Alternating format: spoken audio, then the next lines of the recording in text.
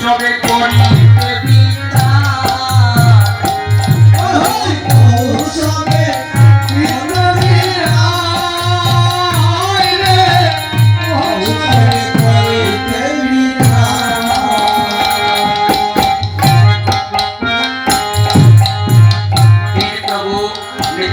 প্রভু শ্রীমান মহাপ্রভু আর অদ্বৈত প্রভু তিন প্রভু আর অদ্বৈত ভবনে আলোচনা করছে। কি আলোচনা করছে? রন্ধন খাদ্য থেকে সীতা ঠাকুরানী আসনি আনন্দে আসি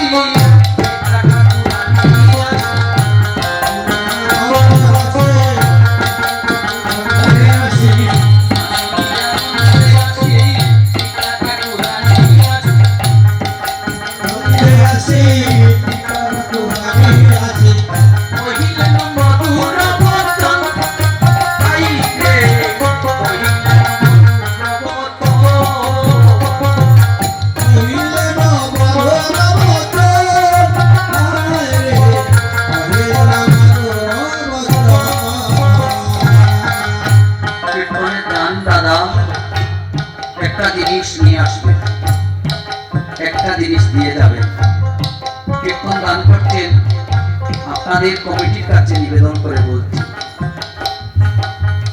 বাজারে ডাল চাল তরি তরকারি কেনার পূর্বে তিনটা জিনিস ক্রয় করবেন। কি জিনিস? প্রথম কি হচ্ছে ভক্তি, দ্বিতীয় হচ্ছে শ্রদ্ধা, তৃতীয় হচ্ছে প্রেম। এই তিন জিনিসের যদি অভাব থাকে তাহলে যজ্ঞ পূর্ণ হয় না।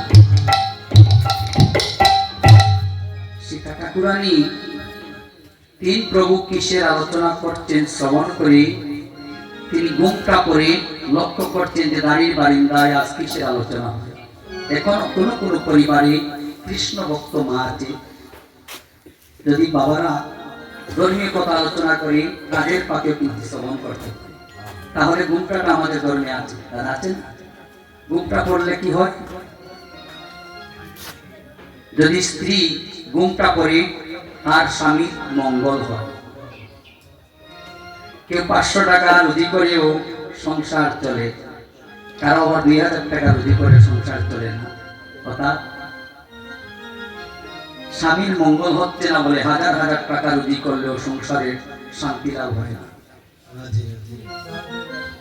শুনো ঠাকুরানী সীতা কৃষ্ণ বয়ালিয়া হেতা, ঠাকুরানী সীতা কৃষ্ণ বয়ালিয়া হেতা, শুনো ঠাকুরানী সীতা কৃষ্ণ বয়ালিয়া হেতা, শুনো ঠাকুরানী সীতা কৃষ্ণ বয়ালিয়া হেতা। আমন্ত্রণ করি বাজো তনে হাই রে, আমন্ত্রণ করি বাজো তনে,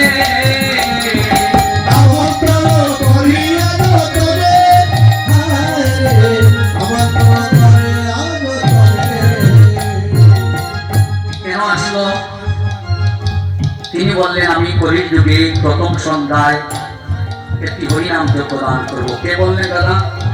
কে বললেন? অদ্বৈত গরণী সীতা ঠাকুরানী, অর্থাৎ ব্রাহ্মণ কুলে জন্ম নিয়ে তিনি চিন্তা করলেন মানব জীবনে যদি একবার হরিনাম যজ্ঞ দান করতে পারে। তাই সীতা ঠাকুরানীকে বলছেন তুমি যদি প্রথমে হরিনাম যজ্ঞ দান করতে হয় তাহলে বৈষ্ণবকে আমন্ত্রণ করতে হবে। প্রভু বৈষ্ণব তো আমি চিনি না। সাথে সাথে শ্রী চৈতন্য চরিতামৃত গ্রন্থে কৃষ্ণদাস কবিরাজ লিপিবদ্ধ করে দিলেন, যাকে দর্শন করিলে বদনে আইসে কৃষ্ণ নাম, তাহাকে জানিও তুমি বৈষ্ণব প্রমাণ।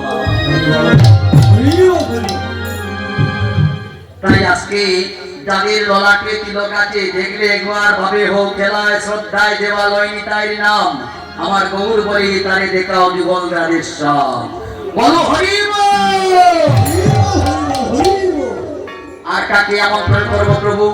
যেবা গাহে যেবা চাই আমন্ত্রণ করো, যেবা গাহে যেবা আমন্ত্রণ করো, যেবা গাহে যেবা আমন্ত্রণ করো, যেবা গাহে যেবা আমন্ত্রণ করো।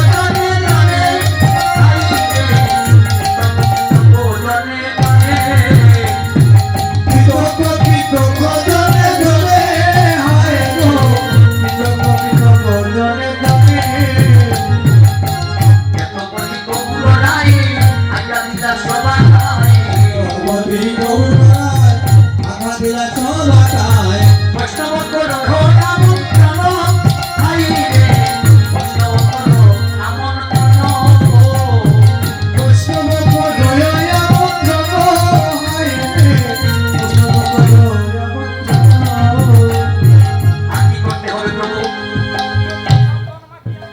এটা হচ্ছে কলির যুগে হরিনাম যজ্ঞের বিধান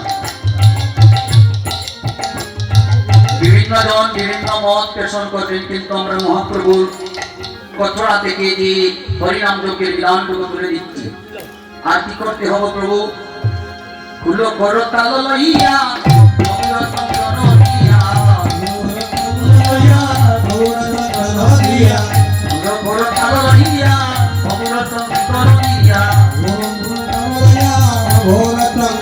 দিয়া কীর্তন মণ্ডল